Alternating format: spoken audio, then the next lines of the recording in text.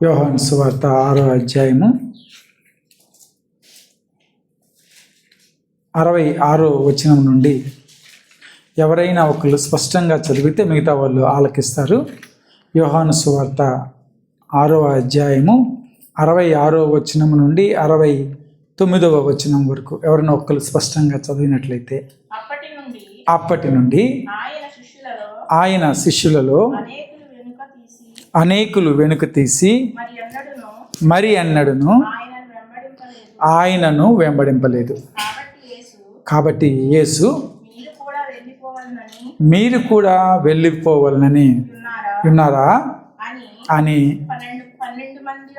12 మందిని అడుగగా, సీమోను పేతురు, ప్రభువా ఎవని యొద్దకు వెళ్ళుదుము? నీవే నిత్య జీవపు మాటలు కలవాడవు, నీవే దేవుని పరిశుద్ధుడు అని మేము విశ్వసించి ఎరిగి ఉన్నామని ఆయనతో చెప్పాడు. ప్రార్థన చేసుకుందాం. వాక్యస్వరూపి యేసయ్య, నీకే వందనాలు, స్తోత్రాలు. ఈ మధ్యాహ్న కాల సమయంలో తండ్రి నీ బలలో చేయి వేయటానికి మమ్మల్ని అందరినీ మీరు కూర్చిన విధానం బట్టి నీకు వందనాలు యేసయ్య. నీ బలలో చేయి వేయబోయే ముందు తండ్రి కొద్ది మాటలు నీ స్వరం వినాలని మేమందరం సిద్ధపాటు కలిగి ఉండగా, అల్పుణ్ణి అయోగ్యుని తండ్రి నన్ను మీ సెలవు చాటును మరుగుపరుచుకోమని మీరు మాట్లాడండి. మీరు మాట్లాడితే మా జీవితాలు కట్టబడతాయి, మా బ్రతుకులు మారుతాయి.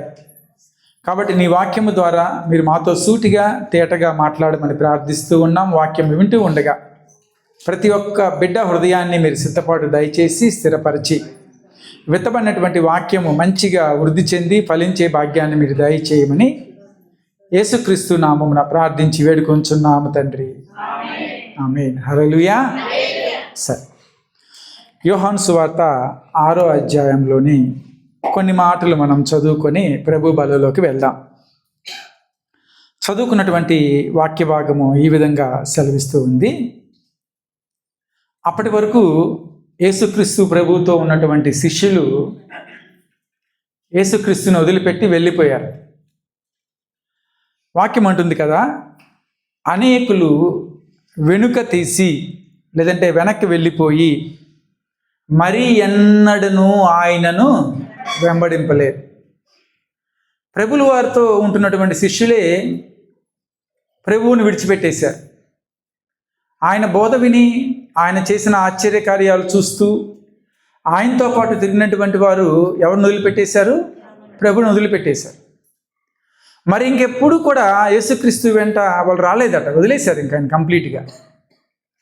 ఎందుకు ప్రభువుని వాళ్ళు వదిలిపెట్టేశారు అనేది ఈ మధ్యాహ్న కాల సమయంలో కొన్ని విషయాలు మనం నేర్చుకుందాం.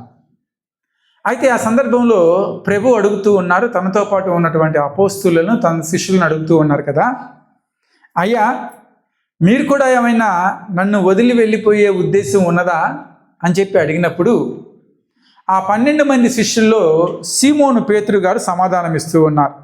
ఏమనంటే, ప్రభువా ఎవని యొద్దకు వెళ్ళుదుము? మాకు ఇంకా ఎక్కడికి వెళ్ళే దారి ఉంది, ఎక్కడికి వెళ్ళే దారి లేదు కదా. ఎందుకంటే నీవే నిత్య జీవపు మాటలు. కాబట్టి ప్రభువు నోటి ద్వారా వచ్చే మాట జీవము కలిగినటువంటిది. హల్లెలూయా. ఆ జీవపు ఓటను విడిచిపెట్టేసి మేము ఎక్కడికి వెళ్తామయ్యా అని చెప్పి పేతురు మిగతా శిష్యులు అందరూ కూడా ఆ సందర్భంలో అన్నారు. తర్వాత పేతురు గారు ఒక అడుగు ముందుకు వేసి, నీవే దేవుని పరిశుద్ధుడు అని మేము విశ్వసించి ఎరిగి ఉన్నామని ఆయనతో. కొంతమంది ప్రభువుతో పాటు వెంబడిస్తూ ఉన్నారు, కొంతమంది ప్రభువుని అనుసరిస్తూ ఉన్నారు. ఈ అనుసరిస్తున్నటువంటి గుంపులో కొంతమందికి యేసుక్రీస్తు ప్రభులు వారు దేవుని పరిశుద్ధుడు అని విశ్వసించారు, యేసుక్రీస్తు ప్రభులు వారు దేవుని కుమారుడు అని నమ్మారు. వాళ్ళు ఆయన్ని అనుసరిస్తూనే ఉన్నారు. కొంతమంది ఆయన్ని విడిచిపెట్టేసి ఇంకా ఆయన వెంట ఎప్పుడూ కూడా వాళ్ళు రాలేదు. ఎందుకు రాలేదు? ప్రభు ఏమంటే వాళ్ళు విడిచిపెట్టేశారు, ప్రభు ఏం మాట్లాడారు అనే విషయాలు మనకు అర్థం అవ్వాలంటే కొన్ని వచనాలు నేను మీకు చూపించి ముందుకు తీసుకువెళ్ళటానికి ప్రయత్నం చేస్తాను. ఈ 6వ అధ్యాయము, యోహాను సువార్త 6వ అధ్యాయంలో 2 అద్భుత కార్యాలు మనకు కనపడతాయి. ఒకటి, 5 యవల రొట్టెలను 2 చేపలను దేవుడు ఆశీర్వదించి 5,000 మందికి పంచిపెట్టారు. తిబెరియా అంటే గలిలయ సముద్రము ఆవల ఒడ్డున అవతల జరిగినటువంటి అద్భుత కార్యం. పస్కా పండుగ సందర్భంలో ప్రభు అక్కడ ఉన్నారు. చాలామంది ఆయన అనుసరిస్తూ వెళ్తూ ఉన్నారు. ఆయన చేసే అద్భుత కార్యాలు చూశారు, స్వస్థత పొందుకున్నారు, విడుదల పొందుకున్నారు. పస్కా పండుగ వచ్చింది, తినడానికి ఏమన్నా పెట్టమని ప్రభు అడిగినప్పుడు వాళ్ళు, మన దగ్గర ఏమి లేవండి, ఒక చిన్న పిల్లవాడు ఉన్నాడు, ఆంధ్రే అంటాడు కదా, ఒక చిన్న పిల్లవాడు ఉన్నాడు, వాడి దగ్గర 5 రొట్టెలు 2 చేపలు ఉన్నాయి అంటే వాటిని తీసుకుని వస్తారు. ఆశీర్వదించి విరిచి వారికి పంచినప్పుడు తినగా 12 గంపలకి ఎత్తేసారు. అదొక అద్భుతం జరిగింది. ఇది జరిగిన తర్వాత యేసుక్రీస్తు ప్రభులు వారు తిబెరియా సముద్రము కొండపైకి వెళ్ళి ఆయన ప్రార్థన చేసుకోవడానికి వెళ్ళారు. శిష్యులు గలిలయ సముద్రం దాటి యువతలకి వచ్చేసారు, ప్రయాణంలో ఉన్నారు. అయితే యేసుక్రీస్తు ప్రభులు వారు ఉదయకాలంలో ఆయన సముద్రం మీద లేదా ఆ గలిలయ నది సరస్సు మీద నీళ్ళ మీద నడుచుకుంటూ వచ్చారు. శిష్యులందరూ భయపడిపోయారు. అయితే ప్రభు అంటారు, నేనే, భయపడకుడి. ఈ 2 అద్భుత కార్యాలు ఈ 6వ అధ్యాయంలో మనకు కనపడతాయి. జాగ్రత్తగా ఆలకిద్దాం.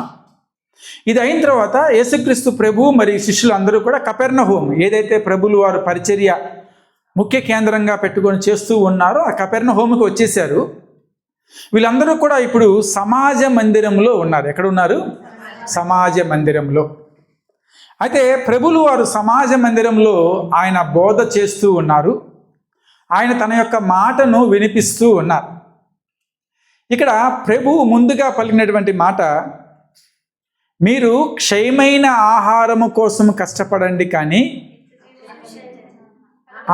క్షమించండి, మీరు క్షయమైన ఆహారము కోసం కష్టపడవద్దు కానీ అక్షయమైన ఆహారము కోసం, అంటే నశింపు లేనటువంటి ఆహారం కోసం మీరు కష్టపడండి.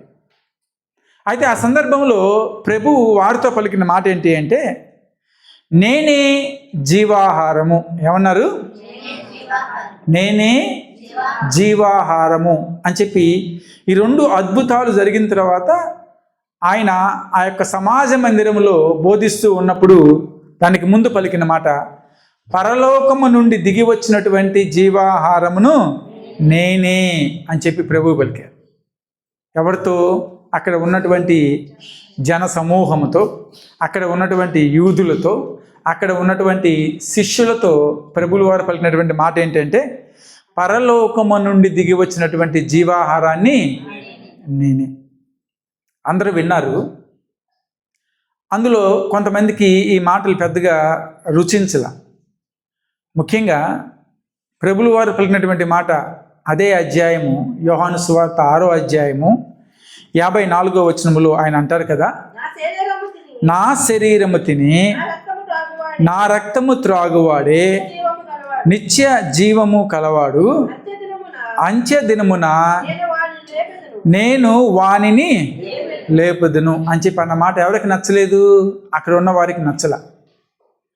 పరలోకము నుండి దిగి వచ్చిన జీవాహారం నేనే అంటే అక్కడ ఉన్న యూదులు అనుకుంటూ ఉన్నారు, యూదులు సనుక్కుంటూ ఉన్నారు, ఈయన యోసేపు కుమారుడు కాడా, ఈయన యొక్క తల్లిదండ్రులు మనకు తెలుసు కదా, మన మధ్యలోనే ఉన్నాడు కదా మొన్నటిదాకా, మరి ఈయనేంటి నేనే పరలోకము నుండి దిగి వచ్చినటువంటి ఆహారాన్ని అని చెప్పి అంటూ ఉంటాడు.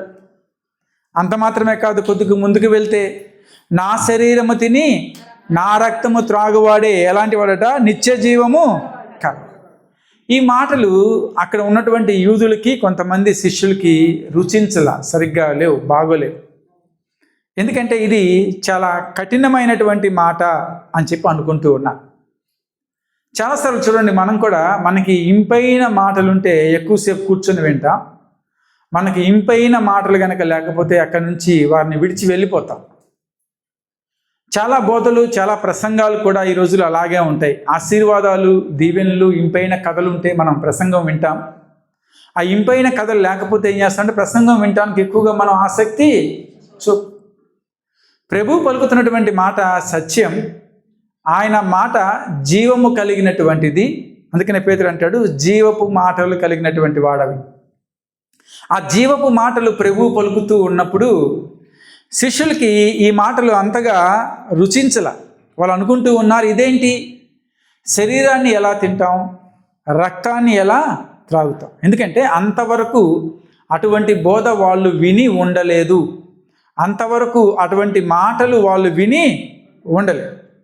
కాబట్టి ఆయన మాట ఎప్పుడైతే ఈ మాట పలుకుతూ ఉన్నారో శిష్యులలో అనేక మంది ఆ మాట విని ఇది చాలా కఠినమైనటువంటి మాట, దీనిని ఎవడు వినగలడు అని చెప్పి అనుకున్నారు వాళ్ళల్లో వాళ్ళు.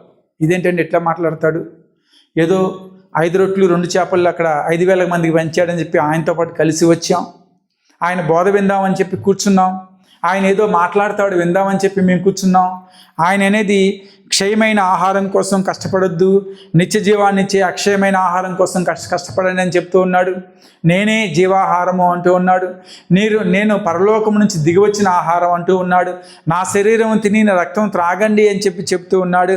అబ్బెబ్బెబ్బే, ఈ మాటలే మనకి సరిగా రుచించటంలా, ఈ మాటల్లో ఏదో తేడా ఉంది, మాకు సత్యము అని చెప్పి అనిపించటంలా అని వెంటనే ఆయన శిష్యులు అనేకులు వెనుక తీసి అప్పటి నుంచి మరి ఎన్నడను ఆయనను వెంబడించలేదట. కాబట్టి ఎందుకు వెంబడించలేదు అంటే ప్రభు నేనే జీవాహారము అని అన్నారు కాబట్టి. ఏమన్నారట? జీవాహారము నేనే అన్నారు. నేనే జీవాహారము, పరలోకము నుంచి దిగి వచ్చిన ఆహారము. మరొక మాట ప్రభు పలికింది, నా శరీరము తిని నా రక్తము త్రాగువాడు నిత్య జీవము కలవాడు. కాబట్టి ఆయన శరీరాన్ని తింటమేంటి, ఆయన రక్తాన్ని త్రాగటం ఏంటి అని అక్కడి నుంచి శిష్యులందరూ వెనక్కి తీసి వెళ్ళిపోయారు. ఇక్కడ 2 విషయాలు జ్ఞాపకం పెట్టుకోండి. ప్రభువుని వెంబడిస్తున్నటువంటి వారిలో మొదటి గుంపు క్షయమైన ఆహారం కోసం ఎదురు చూసే గుంపు. అంటే యేసుక్రీస్తు ప్రభులు వారు ఆ గలిలయ సముద్రం దాటి కపెర్నహూముకి వచ్చిన తర్వాత ఆయనే అంటారు పై వచనాల్లో, మీరు సూచనలు చూచుటకు కాదు కానీ రొట్టెలు భుజించి తృప్తి పొందటం వలననే నన్ను వెతుకుచున్నారని ప్రభు పలుకుతారు. అంటే మీకు సూచనలు అవసరం లేదు, కానీ ఏం కావాలట వాళ్ళకి? రొట్టెలు కావాలి, చేపలు కావాలి. అంటే ఈ లోక సంబంధమైన భోజనం ప్రభు ఎక్కడుంటే అక్కడ భోజనం ఉంటుంది అని చెప్పి వెంబడిస్తున్నారు ఒక గుంపు. ఎందుకంటే 5 రొట్టెలు 2 చేపలు 5,000 మంది తిన్నారు కదా. కాబట్టి ఇప్పుడు ప్రభువుని వాళ్ళు వదిలిపెట్టడంలా వెంబడిస్తూ ఉన్నారు. దేనికోసం అంటే క్షయమైన ఆహారం కోసం. కానీ ప్రభు అనే మాట ఏంటంటే, అయ్యలారా ఈ క్షయమైన ఆహారాన్ని వదిలిపెట్టేసేయండి, అక్షయమైన ఆహారం కోసం మీరు ఎదురు చూడండి. హల్లెలూయా. అక్షయమైన ఆహారం అనగానే మళ్ళీ వాళ్ళకు ఒక అనుమానం వచ్చింది.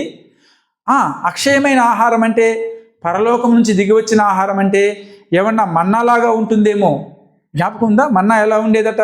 కొత్తిమీర గింజవలే ఉండేది, వాళ్ళు చక్కగా దాన్ని కలెక్ట్ చేసుకుని ఏరుకొని తినేవాళ్ళు కదా. అలా ఉంటుందేమో అని చెప్పి వాళ్ళందరూ అనుకున్నారు. కానీ ప్రభు పలికిన మాట, నా శరీరము తిని నా రక్తము త్రాగువాడు నిత్య జీవము కలిగినటువంటి వాడు. కాబట్టి అక్షయమైన ఆహారం అంటే ఏంటంటే ప్రభు యొక్క శరీరము, ఆయన రక్తము. వీళ్ళకి ఇంకొక ప్రశ్న కూడా వచ్చింది. ధర్మశాస్త్ర ప్రకారము రక్తంలో ఏముందని వాక్యం సెలవిస్తుంది? ప్రాణం ఉన్నది అని. ఇంకొక మాట, రక్తమును యూదులు తినకూడదు, రక్తంతో దేన్ని ఉడకపెట్టకూడదు, రక్తాన్ని వాళ్ళు త్రాగకూడదు. ఎందుకంటే రక్తంలో ఏముందట? ప్రాణం ఉన్నది, జీవం ఉన్నది అని చెప్పి రక్తాన్ని తినకూడదు. ధర్మశాస్త్రం రక్తం జోలికి వెళ్ళవద్దు అని చెప్తే యేసుక్రీస్తు ప్రభు వాళ్ళకి ఏం చెబుతున్నాడంటే, నా శరీరం తిని నా రక్తాన్ని త్రాగండి. కాబట్టి ఈ పరిస్థితులన్నీ, ఈ మాటలన్నీ విన్న తర్వాత శిష్యులకి ఒకటే ఒక అనుమానం వచ్చింది, ఈయన చెప్పే మాటల్లో సత్యం లేదు. ఇక్కడ ఉన్న వారిలో అంటే ప్రభువుని నమ్ముకున్నటువంటి వారు, లేదంటే ప్రభు వల్ల ఎరగినటువంటి వారికి కూడా ఈ మాట కొద్ది కఠినంగానే వినిపిస్తుంది కదా మొట్టమొదటిసారి విన్నప్పుడు. అదేంటండి, శరీరం తినటం ఏంటి, రక్తం త్రాగటం ఏంటి, ఇది ఎక్కడా లేదు కదా, ఎందుకు ఈ విధంగా ప్రభు అడుగుతూ ఉన్నారు అని చెప్తే, ఎవరైతే ఆయన శరీరము తిని రక్తాన్ని త్రాగుతారో వారు నిత్య జీవము కలిగినటువంటి వారు, అంత్య దినమున నేను వానిని లేపుదును అని చెప్పి ప్రభు పలుకుతాడు. కాబట్టి ఆయన శరీరము, ఆయన రక్తము అనేది దేనికి సాదృశ్యంగా ఉందంటే, ఒక్కసారి ఆయన శరీరము తిని ఆయన రక్తము త్రాగిన తర్వాత వాడికి ఏమాత్రము ఆకలి అనేది కలగదు, వాడు దాహము అనేది వాడికి దప్పిగొనడు, ఆకలి కలగదు. ఎవరికి? ప్రభు శరీరాన్ని తిని రక్తాన్ని త్రాగినటువంటి వాడు. కాబట్టి ప్రభు అంటూ ఉన్నారు, ఎన్ని రోజులు మీరు క్షయమైన ఆహారం కోసం ప్రాకులాడతారు? ఎన్ని రోజులు ఈ క్షయమైన ఆహారం కోసం మీరు ప్రయాసపడుతూ ఉన్నారు? ఇంకా ప్రయాస ఆపండి, నా దగ్గరికి రండి, నేను మీకు అక్షయమైన ఆహారం ఇస్తాను, నిత్య జీవపు ఆహారాన్ని మీకు ఇస్తాను. అది తిన్న తర్వాత మీకు ఆకలి ఉండదు, ఆ రక్తము త్రాగిన తర్వాత మీకు దప్పిక అనేది ఉండదు. హల్లెలూయా. కాబట్టి ఈరోజు మనలో ప్రభువు వల్ల అంటే ఆయన శరీరము, ఆయన రక్తము, దానిలో పాల్గొనటం అనేది దేనికి దారితీస్తుంది అంటే నిత్య జీవములోకి మనల్ని అది నడిపిస్తుంది. కాబట్టి ప్రభు అంటారు, పరలోకము నుండి దిగి వచ్చినటువంటి జీవాహారమును నేనే. మీ పితరులు మన్నా తిన్నారు, మీ పితరులు దేవుడిచ్చినటువంటి నీళ్లు, బండలోంచి నీళ్లు తాగారు, కానీ అందరూ చనిపోయారు, నిద్రించారు. కానీ నేనిచ్చే ఆహారము తింటే మరణమును దాటి మీరు నిత్య జీవంలోకి ప్రవేశిస్తారు. అది ప్రభు చెబుతున్న మాట, ప్రభు చెబుతున్న బోధ. ఆ మరణాన్ని దాటాలి అంటే ఆయన ఇచ్చే ఆహారం మనకు అవసరం. ఆ మరణాన్ని జయించి నిత్యరాజ్యంలో ఉండాలంటే ప్రభు శరీరము, ఆయన రక్తము మనకు అవసరం. కాబట్టి శిష్యులు ఎందుకు వెనుక తీశారు అంటే అది వారికి రుచించినటువంటిది. ఆయన శరీరాన్ని ఏం తింటాం, ఆయన రక్తాన్ని ఏం త్రాగుతాం అని చెప్పి వెళ్ళిపోయారు. కానీ అపోస్తులు ఆయనతో పాటు ఉండి అంటూ ఉన్నారు కదా, నీ మాటలో జీవం ఉందయ్యా అంటున్నారు. హల్లెలూయా. కాబట్టి ఆయన మాటలో జీవం ఉంది, ఆయనే జీవము. అందుకే ఆయన అంటారు, జీవాహారము నేనే. పరలోకము నుండి ధర్మశాస్త్రం ప్రకారం దిగి వచ్చిన మన్నా ప్రభువిచ్చింది, దేవుడిచ్చిందే. కానీ ఆ ఆహారం లాంటి వాడని నేను కాను.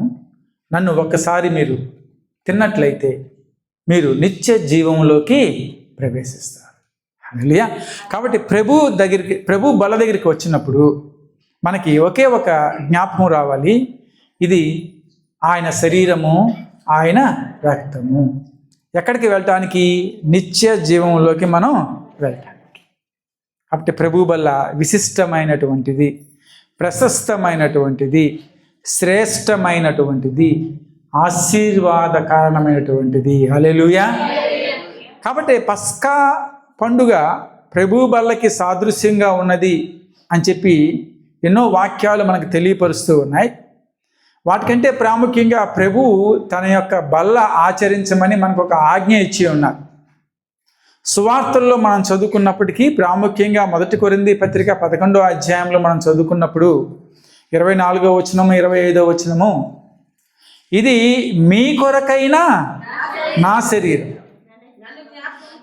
యోహాను సువార్త 6వ అధ్యాయంలో ఏమంటున్నారు ఆయన? ఇదిగో పరలోకం నుంచి దిగి వచ్చిన ఆహారాన్ని నేనే, నా శరీరము తిని నా రక్తాన్ని త్రాగిన వాడే నిత్య జీవంలో ప్రవేశిస్తాడు. ఇది ఎక్కడ జరిగింది? కపెర్నహూములో ఆయన సమాజ మందిరంలో ఉన్నప్పుడు బోధిస్తున్నటువంటి మాట. కానీ ఆయన సిలువకు అప్పగించబడకపోయే ముందు ఆ చివరి రాత్రి పస్కాలో కూడా అదే మాట ప్రభు అంటూ ఉన్నారు, ఇదిగో నీ కొరకైనా మీ కొరకైనా నా శరీరము. హల్లెలూయా. కాబట్టి ప్రభు శరీరము ముందుగానే దేవుడు ఏర్పాటు చేశాడు. ప్రభు శరీరము దేవుడు ముందుగానే ముద్రించాడు. ప్రభు శరీరము తండ్రి అయిన దేవుడు మన కొరకే ఈ లోకానికి పంపించాడు. ఆయన ముందు చెప్పిన మాట ఆ చివరి పస్కా పండుగ సమయంలో, ఆ చివరి రాత్రి భోజనంలో అంటూ ఉన్నారు, ఇదిగో మీ కొరకైనటువంటి నా శరీరం, నా శరీరం. 25వ చరణంలో కూడా 25వ వచనంలో, ఈ పాత్ర నా రక్తము వలననైనా క్రొత్త నిబంధన. కాబట్టి ఆ శరీరము, ఆ పాత్ర, దాంట్లో ఉన్నటువంటి రక్తము దేనికి సాదృశ్యం అంటున్నారు? నూతన నిబంధనకు. ఏంటండి క్రొత్త నిబంధన అంటే? ఇదిగో మీరు ధర్మశాస్త్ర సంబంధమైనటువంటి కాడి కింద ఇంకా మీరు లేరు. మీరు దేని కిందకి వచ్చేసారంటే కృప కిందకి మీరు వచ్చారు. కాబట్టి ప్రభు మనకిచ్చినటువంటి ఆ నిబంధన, నూతన నిబంధన దేనికి సాదృశ్యం అంటే కృపకు సాదృశ్యం. హల్లెలూయా. కాబట్టి ప్రభు ఇచ్చిన ఆజ్ఞ మొదటి కొరింథీ పత్రిక 11:24, నీ కొరకైన నా శరీరము 11:25, ఈ పాత్ర నా రక్తం వలనైనటువంటి నూతన క్రొత్త నిబంధన. ఈ విషయాన్ని అర్థం చేసుకోలేకే శిష్యులు వెనుక అడుగు వేశారు. ఈ విషయం అర్థం చేసుకోలేకే చాలామంది ఈ రోజుల్లో కూడా ప్రభు వల్ల అంటే ఏదో ఒక ఆచారం అనుకుంటున్నాం. ఎలా అనుకుంటున్నాం? ఆచారం.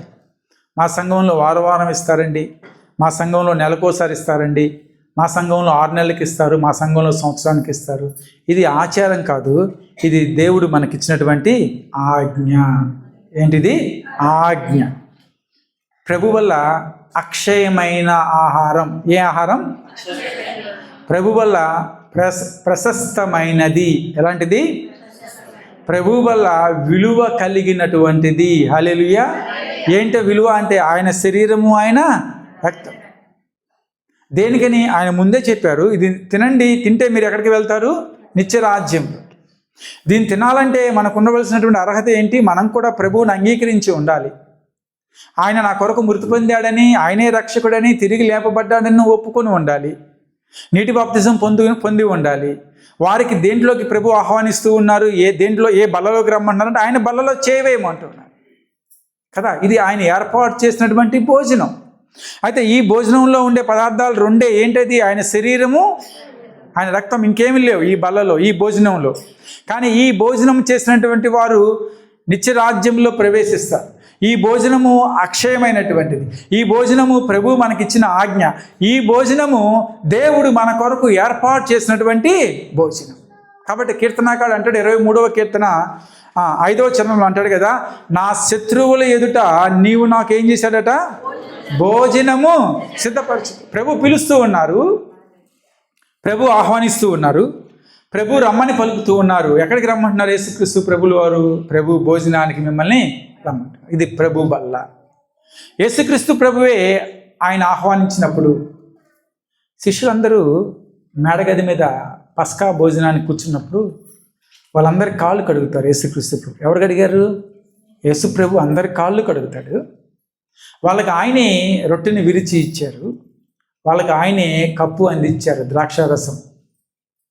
11వ అధ్యాయము మొదటి కొరింథీ పత్రిక కూడా అదే అంటుంది, ఇది మీ కొరకైనటువంటి నా శరీరము, ఈ పాత్ర నా రక్తం వలనైనా క్రొత్త నిబంధన. ప్రభువే స్వయంగా పిలుస్తూ ఉన్నారు, ప్రభువే స్వయంగా విరిచి ఇచ్చారు, ప్రభువే స్వయంగా ప్రకటించారు, ప్రభువే స్వయంగా ఆజ్ఞ ఇచ్చారు, ఈ బల్లలో మీరందరూ కూడా పాల్గొనాలి. కాబట్టి ఇది ప్రభువు మనకిచ్చినటువంటి ఆహ్వానం. ఎవరిచ్చారట ఆహ్వానం? పాస్టర్ గారు ఇవ్వాల కదా?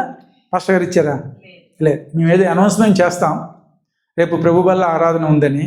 కానీ ఇది నేను ఇచ్చిన ఆహ్వానం కాదు. ఎవరిచ్చిన ఆహ్వానం? యేసుక్రీస్తు ప్రభు ఇచ్చినటువంటి ఆహ్వానం. ఇది అక్షయమైన ఆహారం, ఇది ప్రశస్తమైన ఆహారం. ఈ భోజనము ఒక విందు. ఈ భోజనము పరలోకంలో తిరిగి మనం తింటాం. హల్లెలూయా. ప్రభు అంటారు కదా మాట, మళ్ళీ నేను తిరిగి వచ్చే వరకు మీతో పాటు కలిసేది నేను చేయను. ఎక్కడ చేస్తాంటాడు? పరలోకంలో. ఎందుకంటే పరలోకంలో మనం భోంచేసేది ఇదే. హల్లెలూయా. కాబట్టి ఈ ప్రభు వల్ల ప్రశస్తమైనది. అంత ఆషామాషిగా మనం ప్రభు బల్ల దగ్గరికి రాకూడదు. ప్రభు బల్ల గురించి మనం తక్కువగా అనుకోకూడదు. దాని యొక్క విశిష్టత ఎరిగి ఉండాలి క్రైస్తవుడుగా, విశ్వాసిగా. ఇది నా ప్రభు ఏర్పాటు చేసి నన్ను ఆహ్వానిస్తూ ఉన్నారు. కాబట్టి ఈ బల్ల దగ్గరికి వచ్చేటప్పుడు మనము కొన్ని విషయాలు జ్ఞాపకం పెట్టుకోవాలి. త్వరగా 2-3 విషయాలు చెప్పి నేను ముగిస్తాను. భోజనానికి వచ్చాం. భోజనం చేయబోయే ముందుగా ఏం చేయాలంటే మన చేతుల్ని మనం కడుక్కోవాలి. అంటే మిమ్మల్ని మీరు శుభ్రపరుచుకోవాలి కదా. భోజనానికి వెళ్ళేటప్పుడు ఏం చేస్తాం? రాజుగారే భోజనానికి పిలిచారనుకోండి, మనల్ని చేతులు కడుక్కోకుండా వెళ్తామా? మన రాజు, మన ప్రభు యేసయ్య ఆహ్వానం. హల్లెలూయా. ఆయన భోజనానికి పిలిచాయంటే ఎలా వెళ్ళాలి? నువ్వు చేతులు కడుక్కొనే భోజనానికి వెళ్ళాలి. ఎవరన్నా అంటారేమో, చేతులతో తినమంటే మేము ఆ స్పూను ఫోర్క్ పెడతామని. ప్రశస్తమైన భోజనం, రాజుగారి భోజనం ఇది. ఎక్కడ పెడితే అక్కడ మనం దొరికేది కాదు. కాబట్టి ఈ భోజనానికి మన సిద్ధపాటు ప్రాముఖ్యం. మన చేతులు పరిశుభ్రం చేసుకొని బల్లలో చేయి వేయటం ప్రాముఖ్యం. మొదటి యోహాను పత్రిక 1వ అధ్యాయం 9వ వచనం.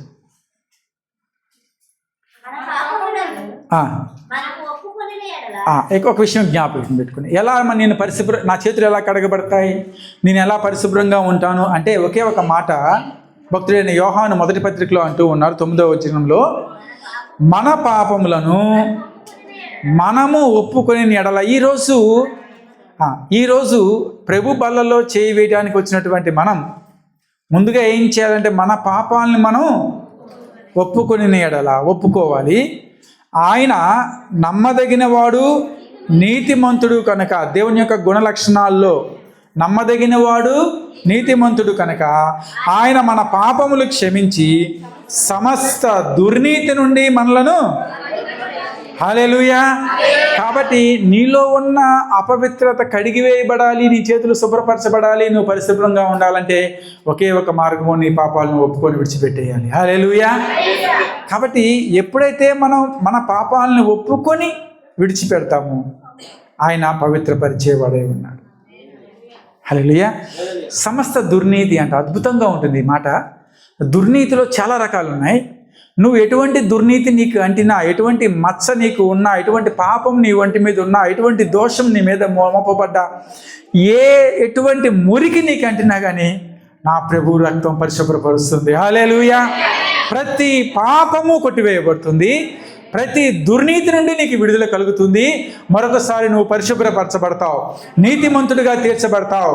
ప్రభు బల్లలో శుభ్రంగా చేయి వేయటానికి నీకు అర్హత దేవుడు ఇస్తాడు. హల్లెలూయా. కాబట్టి మనం ముందుగా మన పాపాలని ఒప్పుకోవాలి. హల్లెలూయా. కాబట్టి మన చేతులు కడుక్కోవాలి. ఇది ఈరోజే చేయాలా అంటే ఈరోజు కాదు, జ్ఞాపకం పెట్టుకోండి. క్రైస్తవులుగా ప్రతి దినము ప్రతి క్షణము కూడా మనల్ని మనం శుభ్రపరుచుకుంటూనే ఉండాలి. ప్రభు బల్లకి రావటానికి ఆ రోజు సిద్ధపాటు కాదు, అంతకు ముందు రోజు సిద్ధపాటు కాదు, నీ జీవితంలో ప్రతి క్షణం సిద్ధపాటు ఉండాలి. హల్లెలూయా. ఎందుకంటే ప్రభువు రాకడ ఎప్పుడో ఎవరికి తెలియదు. ఆయనే అంటారు కదా, నా రాకడ ఎప్పుడు వస్తుందో ఎవరికి తెలియదు. నువ్వు ఎత్తబడాలి, నిత్యరాజ్యంలో ఆయనతో పాటు భోజనంలో కూర్చోవాలి అంటే నువ్వు పరిశుభ్రంగా ప్రతి క్షణము ఉండాల్సిందే. హల్లెలూయా. కాబట్టి మొదటిగా మనల్ని మనం శుభ్రపరుచుకొని ఎక్కడికి రావాలి? భోజనం దగ్గరికి రావాలి. రెండోది ప్రభు బల్ల దగ్గరికి వచ్చేటప్పుడు ఆశతో రావాలట. ఎలా రావాలి? ఆశ. ఏంటి ఆశ? ఇదిగో ఈరోజు నేను నా దేవుడు ఆహ్వానించాడు కదా, నా ప్రభువు నన్ను భోజనానికి పిలిచాడు కదా, నా దేవునితో నేను కలుసుకుంటాను కదా, నా దేవునితో నేను సమయం గడుపుతాను కదా, ఆయన శరీరాన్ని నేను తినబోతున్నాను కదా, ఆయన రక్తాన్ని నేను త్రాగబోతున్నాను కదా, నిత్య రాజ్యంలోకి వెళ్ళబోతూ ఉన్నాను కదా అని ప్రభువు విందులో పాల్గొనే ఆశ మనకుండాలి. ఉదాహరణకి ఎవరైనా గొప్పవారు మనల్ని ఈ దేశపు రాజుగారు మనల్ని భోజనానికి పిలిచారనుకోండి. రాజుగారి భోజనం అంటే ఎలా ఉంటుంది? చాలా అద్భుతంగా ఉంటుంది.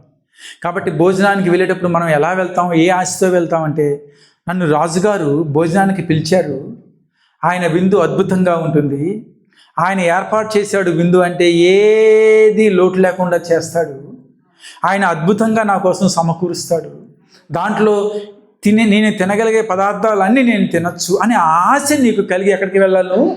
ఆ యొక్క రాజుగారి భోజనానికి మనం వెళ్తాం. మన ప్రభువే, మన రాజే మనల్ని ఆహ్వానిస్తే భోజనం దగ్గరికి మనం అంత ఆశ కలిగి ప్రభు వాళ్ళ దగ్గరికి రావాలి. హల్లెలూయా. ఎందుకంటే ఇది పరలోక ఆహారం, ప్రభు యొక్క శరీరము, ఆయన యొక్క రక్తం. ఆ పరలోక ఆహారం కోసం మనము ఆశ కలిగి ఆయన బల దగ్గరికి రావాలి. చక్కటి మనస్సు, నిర్మలమైన మనస్సు పెట్టుకొని బల దగ్గరికి రావాలి. స్వచ్ఛమైన ప్రార్థనతో బల దగ్గరికి రావాలి. ఆయన్ని ధ్యానిస్తూ ఆ బల దగ్గర సంతోషంగా బలలో మనం చేయి వేయాలి. కాబట్టి సిద్ధపాటు కలిగి ఉండండి అని దేనికి అంటారంటే, ఆ ఆనందం నీ హృదయంలోకి తెచ్చుకోవడానికి. చాలామంది బల దగ్గరికి వస్తున్నామంటే ఏదో రావాలి కాబట్టి వెళ్తున్నామండి, తీసుకోవాలి కాబట్టి అట్లా కాదు. ప్రభువు బల్ల మనకి సంతోషకరమైనటువంటిది. హల్లెలూయా. ఫిలిప్పీ పత్రికలో పౌలు ఒక మాట అంటాడు, 4వ అధ్యాయము 8వ వచనం.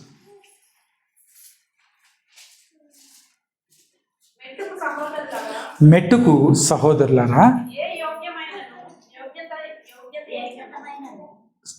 ఏ యోగ్యత అయినను మెప్పైనను ఉండిన ఎడల, జాగ్రత్తగా విందాం, ఏవి సత్యమైనవో, ఏవి మాన్యమైనవో, ఏవి న్యాయమైనవో, ఏవి పవిత్రమైనవో, ఏవి రమ్యమైనవో, ఏవి ఖ్యాతి గలవో, వాటి మీద మనస్సు, అంటే మనస్సు ఉంచుకో. ధ్యానం ఉంచుకోవాలంటే ఏంటి? మనస్సు ఉంచుకో. దేని మీద మనస్సు ఉండాలంట? విలువైన వాటి మీద మనస్సు ఉండాలి, మంచి వాటి మీద నీకు మనస్సు ఉండాలి, మంచి పేరు తెచ్చే వాటి మీద నీకు మనస్సు ఉండాలి, సత్యమైన వాటి మీద నీకు మనస్సు ఉండాలి. అవి మంచిది అని చెప్పి పౌలు ఫిలిప్పీ సంఘంతో మాట్లాడుతూ ఈ మాట పలుకుతూ ఉన్నారు. ఈ మధ్యాహ్న కాల సమయంలో ప్రభువు వల్ల శ్రేష్టమైనది, ఖ్యాతి గలది, మనకు నిత్య రాజ్యంలోకి వెళ్ళటానికి ప్రభువు ఏర్పాటు చేసినటువంటి విందు. ఈ యొక్క విలువను ఎరిగి మనం ఎక్కడికి రావాలి అంటే ప్రభు వాళ్ళ దగ్గరికి మనం పరలోక ఆహారం. దేవుడు పరలోకం నుంచి దిగి వచ్చినటువంటి ఆహారం నేనే అని పలికిన మాట. ఈరోజు ఆ పరలోక ఆహారం, ఆయన శరీరము, ఆయన రక్తాన్ని మనం తిని త్రాగబోతూ ఉన్నాం. ఆ సంతోషము మనందరి హృదయాల్లో ఉండి ఆకలి దప్పులు కలిగి ఇక్కడికి రావాలి. హల్లెలూయా. ఎలా రావాలట? ఆకలి దప్పులు. దేనికోసం ఆకలి దప్పులు? ప్రభు వల్ల కోసం. అంటే ఆత్మీయమైనటువంటి ఆకలి. దేవుని యొక్క మాట వినాలి, ఆయన సన్నిధిలో నేను ఉండాలి, ఆయన ప్రార్థించాలి, ఆయన బల్లలో చేయవేయాలనే ఆకలి దప్పులతో మనం ప్రభు బల్ల దగ్గరికి. మత్తయి సువార్తలో ప్రభు అంటారు కదా, నీతి కొరకు ఆకలి దప్పులు గలవారు ధన్యులు. వాక్యం ఉంటుంది, వారు తృప్తి పరచబడుదురు. డెఫినెట్లీ, తప్పకుండా దేవుడు వాళ్ళని తృప్తిపరుస్తారు. ఎవరిని తృప్తిపరుస్తారు? ఆకలి దప్పులు గలవారిని. దేనికోసం? నీతి కొరకు ఆకలి దప్పులు. ప్రభు బల్ల కొరకు మనం సిద్ధపాటు కలిగి ఆశతో ఆ బల్ల దగ్గరికి రావాలి. మొదటిగా మనల్ని మనం పరిశుభ్రపరుచుకొని బల్ల దగ్గరికి రావాలి. రెండో విషయము, ఆశతో ప్రభు బల్ల దగ్గరికి మనం రావాలి. మూడో విషయం చెప్పి నేను ముగింపులోకి వస్తాను. ప్రభు బల్ల దగ్గరికి వచ్చినప్పుడు ఎటువంటి అనుమానము లేకుండా బల్లలో చేయవేయాలి. ఆహారం మంచిదేనా? ఆహారం పరిశుభ్రమైనదేనా? ఆహారం తినడానికి నాకు అర్హత ఉందా? ఆహారం ఎలా ఉంటుంది అనే అనుమానాలు ఏమీ లేకుండా దేవుడు ఏర్పాటు చేసినటువంటి ఈ యొక్క బల్లలో, ఈ యొక్క భోజనంలో నా పాపాలు ఆయన క్షమిస్తాడు అనే విశ్వాసముతో, దేవుడు నా పాపాలు క్షమించి ప్రతి దుర్నీతి నుంచి నన్ను తప్పిస్తాడనే విశ్వాసంతో మనం ప్రభు బలలో చేయాలి. చాలాసార్లు చాలామంది, ఏమా బలలో చేయవేయలేదు, ఏ బ్రదర్ బలలో మీరు పాల్గొనలేదంటే, అయ్యగారు ఈరోజు మాకు సిద్ధపాటు లేదండి అంటారు. ఏం లేదట? ఏం సిద్ధపాటు కావాలి నీకు? ఏం సిద్ధపాటు కావాలి? ప్రభు బల్ల ఆయన ఇచ్చిన ఆహ్వానం. ఆ బల్ల దగ్గరికి వచ్చినప్పుడు ఆయన ఒకే ఒక అర్హత కోరుతూ ఉన్నారు. ఏంటంటే, నువ్వు ప్రభువుని రక్షకుడిగా అంగీకరించబడి ఉండాలి, బాప్తిజం తీసుకొని ఉండాలి, కడగబడి ఉండాలి. కడగబడి ఉన్న వాళ్ళే దేంట్లో చేయవేయవచ్చు? బలలో చేయవేయవచ్చు. ఇంకేం సిద్ధపాటు అంటే, వాళ్ళ హృదయంలో ఒక అనుమానం ఉంది. ఏంటి అనుమానం అంటే, నేను ఏదో తప్పు చేశాను ముందు. ఏం చేశాను? తప్పు చేశాను ముందు. బల దగ్గరికి వచ్చినప్పుడు తప్పు జ్ఞాపకం వచ్చింది, కాబట్టి ఆగిపోయాను. దేంట్లో చేయి వేయకుండా? బల్లలో చేయి వేయకుండా. మొదటి మాట ఏం చెప్పాను? నువ్వు తప్పు చేసావు అని చెప్పి నీకు తెలిసి ఇక్కడికి వచ్చినప్పుడు మొదటగా నువ్వు చేయాల్సిన పని ఏంటి? ఒప్పుకొని విడిచిపెట్టాలి. అప్పుడు నువ్వేమవుతావు?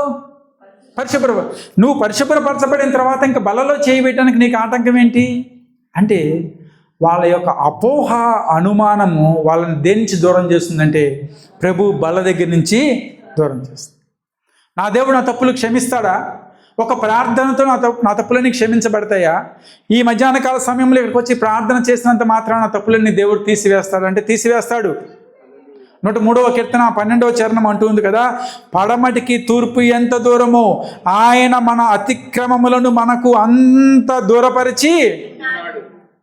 ఒప్పుకొని ప్రార్థన చేస్తే నీ సమస్త దుర్నీతిని ఆయన కడుగుతాడు, నీ ప్రతి పాపమును ఆయన కొట్టివేస్తాడు. ఆయన యొక్క పరిశుద్ధ రక్తంలో నిన్ను నీతిమంతుడిగా దేవుడు తీర్చేవాడు ఉన్నాడు. కాబట్టి ఇంక చివరిలో అనుమానం ఉండకూడదు నీకు. చివరిలో వెళ్ళొచ్చా లేదా, అని చెప్పి అనుమానం రాకూడదు. ఎందుకంటే నీ పాపాలన్నీ క్షమించబడ్డాయి, ప్రభు రక్తము ద్వారా నువ్వు కడగబడ్డావు. ఇర్మియా గ్రంథంలో కూడా ఒక మాట ఉంటుంది, 31వ అధ్యాయము 34వ వచనం చివరి భాగము. నేను వారి దోషమును క్షమించి అంటే చదువుదామా. 31వ అధ్యాయం 34 నేను వారి దోషములను క్షమించి, అక్కడి నుంచి చదువుదాం.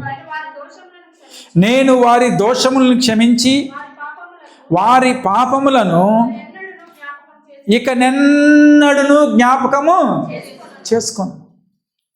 దేవుని యొక్క వాక్యము పదే పదే సెలవిస్తూ ఉంది, నువ్వు ఒప్పుకొని విడిచిపెట్టిన ఎడల నీ యొక్క పాపాలన్నీ కూడా క్షమించబడతాయి. ఆనాడు శిష్యులు ప్రభు వల్ల ఆయన శరీరమైన రక్తం అంటే అర్థం చేసుకోలేక దూరం అయిపోయారు. మనకు తెలుసు ప్రభు యొక్క శరీరం ఏంటో, ప్రభు యొక్క రక్తం ఏంటో, కానీ ఈనాడు మనం కూడా సంకోచిస్తూ ఉన్నాం. ఎందుకంటే నా పాపములు నా దేవుడు క్షమించాడో లేదో ఇంకా మనకు అనుమానమే. ఇంకా మనకి పాత పాపాలే జ్ఞాపకం వస్తూ ఉన్నాయి, ఇంకా మనకి పాత రోజుల్లో చేసిన తప్పులే జ్ఞాపకం వస్తూ ఉన్నాయి. ఏది లేదు, నువ్వు ఒప్పుకుని విడిచిపెట్టిన తర్వాత దేవుడు నీ ప్రతి పాపమును కడిగి నీ ప్రతి దుర్నీతిని తొలగించి నేను ఏం చేశాడంటే పరిశుభ్రపరిచాడు. కాబట్టి బలలో చేయి వేసేటప్పుడు ఇంకా పాత రోజులు మనకి జ్ఞాపకం రాకూడదు. ప్రభు బల దగ్గరికి వచ్చినప్పుడు మన పాపాలు ఇంకా మనకి జ్ఞాపకం రాకూడదు. ఒప్పుకొని విడిచిపెట్టిన తర్వాత మరొకసారి వాటి వైపు మనం చూడనే. కాబట్టి ప్రభు వల్ల అనుమానం లేకుండా నువ్వు దాంట్లో చేయవేయవచ్చు. ఆ భోజనం నీకు మన రాజు ఏర్పాటు చేసిన భోజనం. హల్లెలూయా.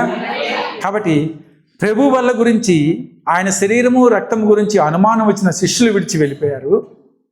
ప్రభు వల్ల ఆయన ఒక ఆజ్ఞగా, ప్రశస్తమైనదిగా ఆయన ఒక భోజనం మనకి ఏర్పాటు చేసి పిలిస్తే ఈ రోజుల్లో మనకు అనుమానం ఇంకా వెంటాడుతూనే ఉంది, నా పాపాలు క్షమించబడ్డాయా లేదా అని. కానీ ఈ మధ్యాహ్న కాల సమయంలో ఆయన బల్ల దగ్గరికి వచ్చినటువంటి మనం ఎటువంటి అనుమానము లేకుండా ఆయన మన ప్రతి పాపమును దుర్నీతిని కడిగి వేశాడని సంతోషంగా ఆయన బలలో, ఆయన భోజనంలో పాల్గొందాం. హల్లెలూయా.